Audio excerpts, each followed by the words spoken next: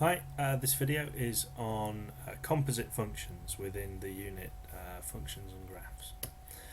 What our learning intentions for this video are that you will understand function notation such as f of x and f of g of x, understand how to find a composite function, practice finding composite functions, and also we're going to look at how the domain and range of composite functions can be different to the domain and range of the original functions.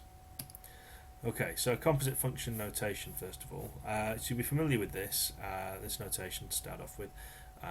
Usually we have something like f of x equals 2x minus 1, and we have a domain, for example x is all real values. G of x is 3x squared plus 1.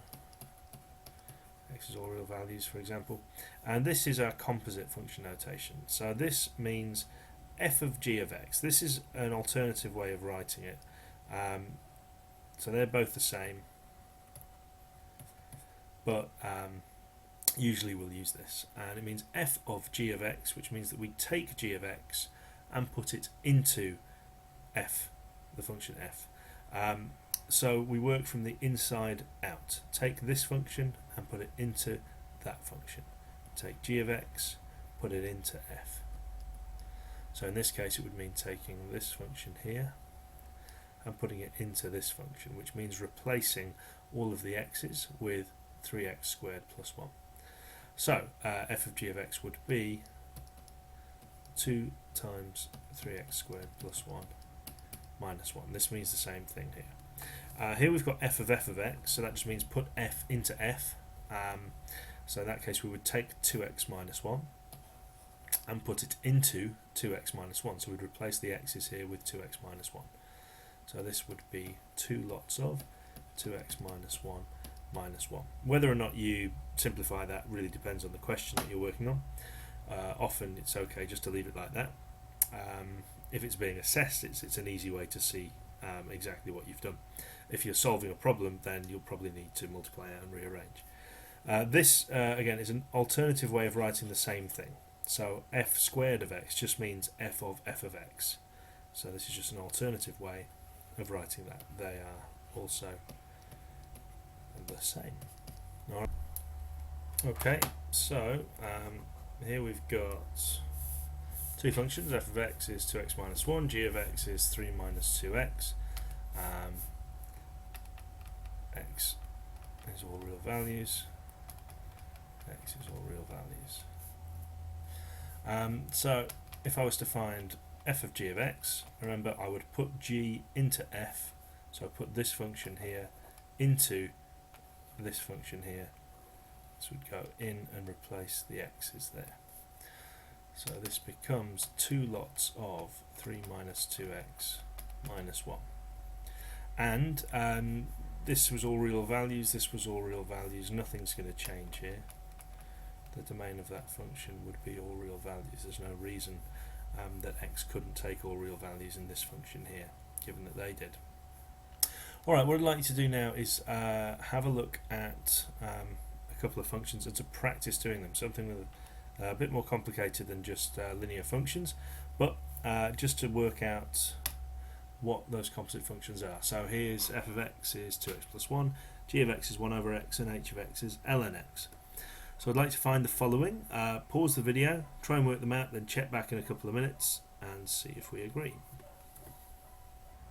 Okay, so the first one, g of f of x is 1 over 2x plus 1.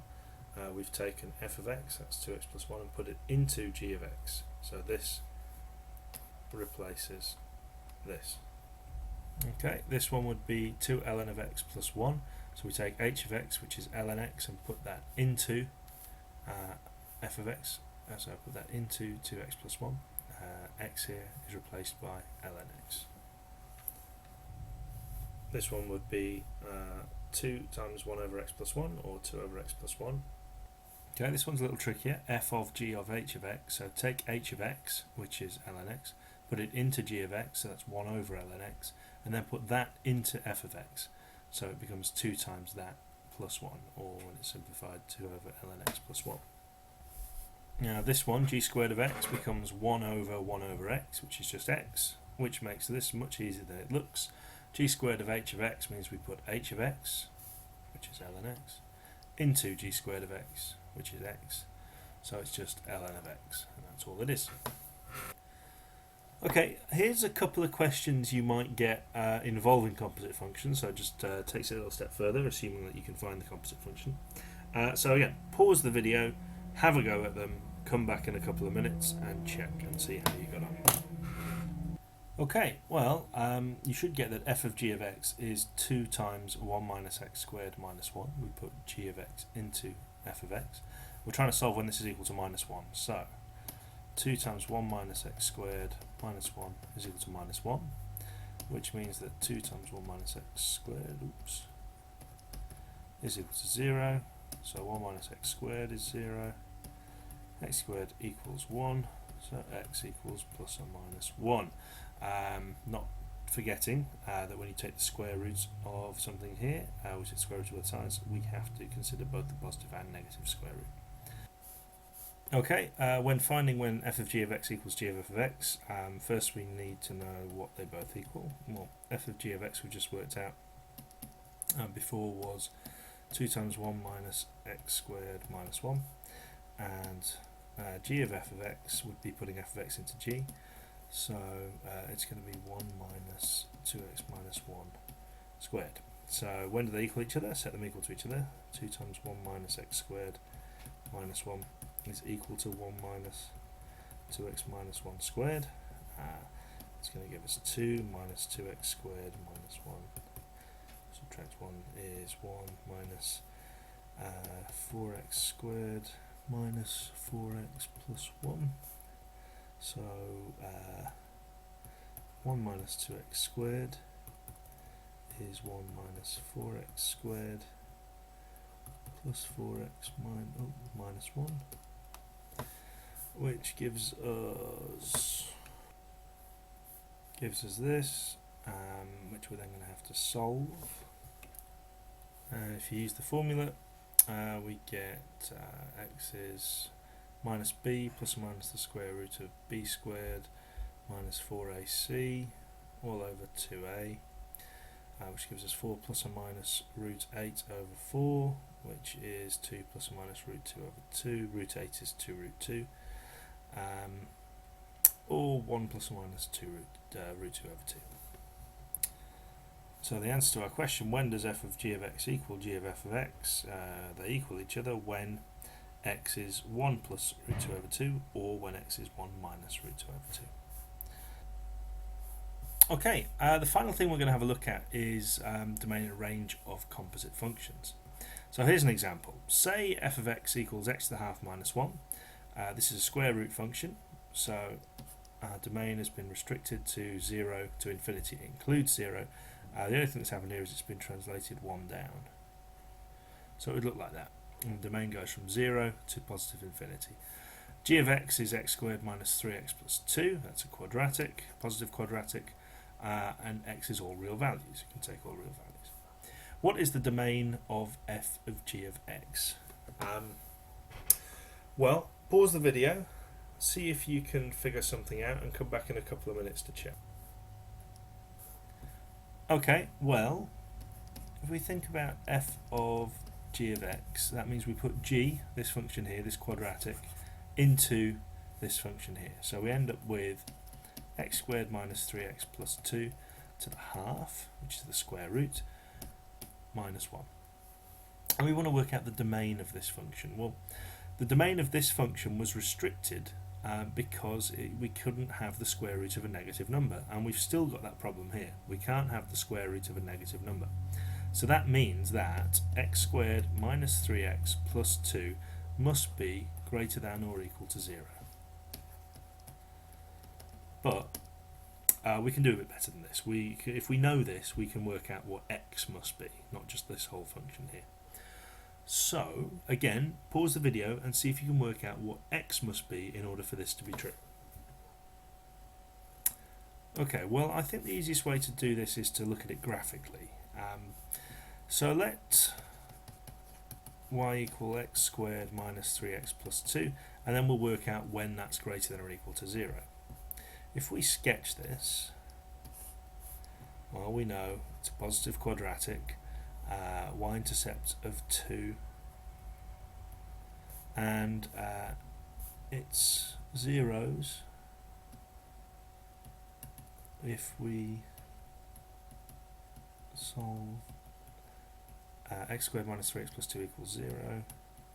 We get x minus 2 and x plus 1. Oh, sorry, x minus 2 and x minus 1 equals 0. So x equals 1 or x equals 2. There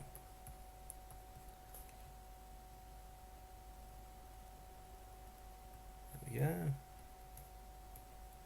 So that's what our quadratic looks like, this function here. And we want to know, when is that greater than or equal to 0? Let's have a look here. It's equal to 0 here at 1 and here at 2. And it's greater than 0 when it's bigger than 2, all these values down here, and when it's less than 1, all those values down there. So from negative infinity all the way up to and including 1, it's greater than or equal to 0. And for all of these values from 2 all the way up to positive infinity, it's greater than or equal to 0. So, a couple of ways we could write that. We could use inequality notation or set notation. So the domain is, let's see, we've got x is less than or equal to 1 and x is greater than or equal to 2. Or we could use set notation. So x is contained in the set of negative infinity to 1 included, union with 2 to positive infinity. Soft bracket there because we don't actually include infinity. Okay, other things to watch out for are log functions. If you have log x as one of your functions or part of one of them and then you put something else into it, well, x must be greater than 0. Think about your basic log function there, it has an asymptote at x equals 0. So as far as the domain is concerned, x must be greater than 0, not or equal to, so it wouldn't include the points like these did. And if you get a function that's like that, you may have to solve a similar type of problem. Okay, so quick recap. F of g of x and f of g of x, they mean the same thing. And it means put g of x into f of x. So you replace every x in the f function with your g of x function. If you get something like this, you have to find both bits and then set them equal to each other and solve. And when considering domain or range, look out for things like square root functions and log functions, where you have restrictions on the domain.